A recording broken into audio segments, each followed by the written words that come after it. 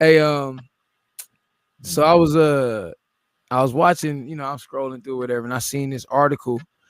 This 14-year-old kid in Alabama, he died during practice, right? And it was a hot week across the Playing football or what? yeah, playing football. So I Okay. know it just took like a dark turn, but I'm gonna try to get through that quick.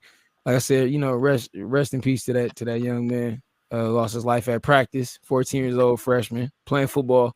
Summertime practice. We all played football in high school. We all had 2 days in the summer.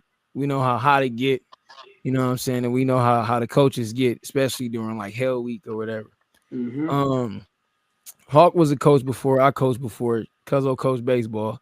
Um, how do y'all feel about that coming from like how do y'all feel about that actually having to practice in those type of conditions and coaching in those type of conditions? Like, do you feel like at some point, you know what I'm saying, as coaches, you got to make a decision that's best for these kids, or do you or do you feel like, hey man, I'm being too light on them? Do you believe in that old school way of coaching, given like that, man, we having some of the hottest days on record in a lot of these states. Like, how do y'all feel about, summertime practices and stuff like that? I think that practicing in extreme training in extreme conditions does, build a certain kind of toughness, you know, mental fortitude, whatever you want to call it. But it's like you need to be challenged at some point. But at a coach, you got to watch for signs of heat exhaustion, dehydration. You got to watch Mhm. that kind of shit. If you're in Alabama or Texas and it's in August, like watch practice will be at 5 a.m. Yeah. And your next practice probably at 9 a.m. or Mm. 10. But you Mm. shouldn't be having practice at 12 noon or at 2 Mhm. o'clock when the sun is up like that because it's unbearable. You a big old fat coach now, and you got a Mhm. whistle on, and you got this big old hat, and the kids got these helmets on and shoulder pads, and you Mhm. making them run gassers. That ain't fair. Yeah. And especially if it's in the middle of August and it's 2 p.m. Like it's a line you gotta meet, the kids halfway. I feel like yeah, you want Yeah. to be tough, but I don't think no coach tries to push a kid to the point to where he dies or has heat exhaustion or stroke or extreme dehydration. Yeah. But it's you gotta just play it smart. You gotta know where you at. That's why California, kind of off topic, but it's on topic. California is a dope place to train for all athletes. Yeah, we Yeah. got extreme weathers, but you can come practice in a place like Oxnard next to the water. You can come Hmm. to Irvine where the Raiders are just at, and you got a little better conditions because in places like Nevada, you got to train indoors. It's just too Mhm. hot to be physically outside training. Yeah. That's I for had sure. I had a I'm gonna pass it to you, Take. I was gonna say, I had in my mind, I was like, why don't they practice at like 6 p.m. in the Yeah. summertime? Well, it Like depends in on where Pop you at. Warner or Nevada, something, like, 6 p.m. is still 97 degrees. yeah, And yeah, AZ. yeah. You But paying it the ain't state a little bit, but 117. Yeah. yeah, so it's like no, your best bet is to be in the side early in the morning. How you feel about it, Take? Personally, I feel like kind of similar to what Hog is saying. It's kind of like case to case basis. Like, it all depends on the context. Like, if you're like little kids, you have to really be aware of that. But Hmm. the kid that had passed away, rest in peace to him, and condolences to his family. But he Yeah. was he was 14 years old. That's kind of when you would want to gear up to kind of have these kids build a little thicker skin.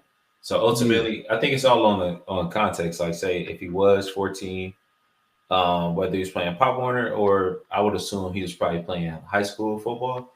Yeah. It's really on like kind of the resources you got. Like, if I'm working at a school and pretty much we got water bottles, we got a cooler, we got a bunch of other resources where, like, okay, in the middle of the day and the hottest time, we don't have to be out in the sun doing our full gases or whatever we're doing. Like, we have it to the point where we got access to a good track Yeah. or a good field to where we can get our conditioning in probably 11 a.m. If not, Yeah. probably like sometime in the middle of the day, and then Yeah. we can, not it pretty much. I mean, sometimes before it's super hot.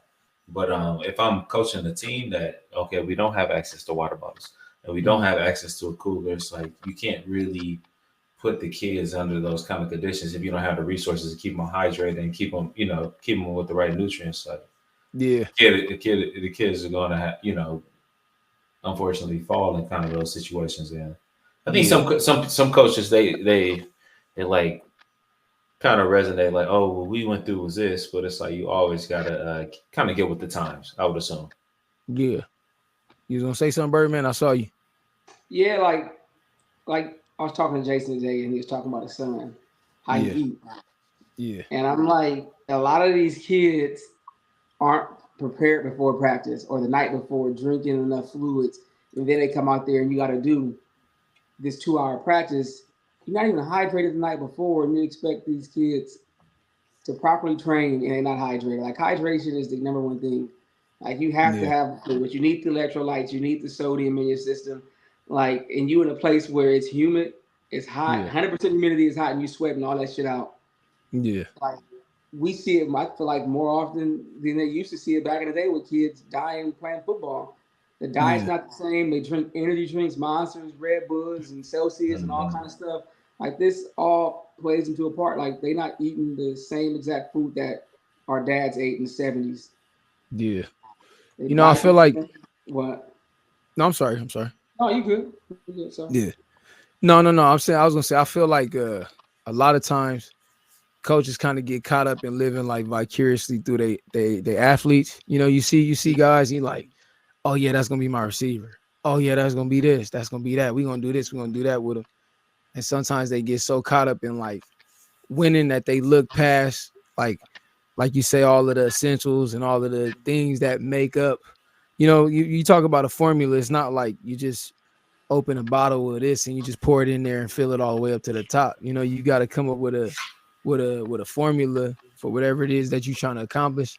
And I think sometimes they just get so focused on like winning, and like you said a minute ago, yeah, man, you know what I'm saying? You got to be tough on them and stuff like that. Cause we heard all of that from our coaches growing up. And it was times where I felt like I was going to, pass out. And I was like, man, I was kind of afraid to say something because you got to deal with the judgment of your teammates.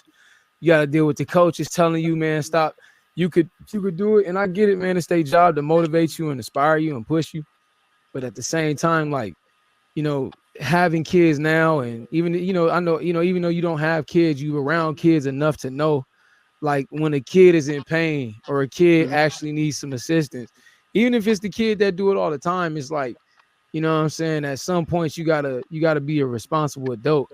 It's unfortunate. It's unfortunate that, it's a lot more to coaching than people think it is. People often think about coaching as like just the record and just like, what you do for the kid. But man, believe it or not, like coaches in a lot of situations kind of like become the kids' dads. Like they, you know what I'm saying? More than they dads is. More than like, you know what I'm saying? And it's cold because the moms be like in their own head dating the coach. Like now you getting phone calls about him in school. Now you getting phone calls about him not going to bed at night. Now you getting phone calls about him. Yeah, you like, yo, I'm just his football coach. Like I'm not his dad. You know what I'm saying? Like, you know what I'm saying? So it just tripped me out like when I see stuff like that, because that happens more often than not. And I'm pretty sure those coaches, like, you know what I'm saying, are remorseful. I mean, no coach want that to happen on they watch, or let alone want that to happen at all. I can't imagine a coach being like, I hope that happened to our arch enemies, our rivals, whatever. But it's unfortunate, man. It's really unfortunate, What it got me thinking about was like, in all of that is like the pursuit of, I wouldn't say the pursuit of happiness, but like your pursuit of like success, right? So, you pushing yourself, like those, like us in those moments, we was pushing ourselves in extreme situations and circumstances, because at that time, we're like, man, I want to make it to the next level. You know what I'm saying? So I feel like this coach is directing me in the right direction. And I'm gonna take heed to what he's saying, because it's gonna make me better and get me closer to where it is I'm trying to get. Or even as coaches, you're like, you know what? Hey man, I think that these kids could dig a little deeper. You know what I'm saying? Ultimately, like, it's gonna get us where we want to be as a team. So hey, I'm gonna keep pushing them like I'm gonna push them.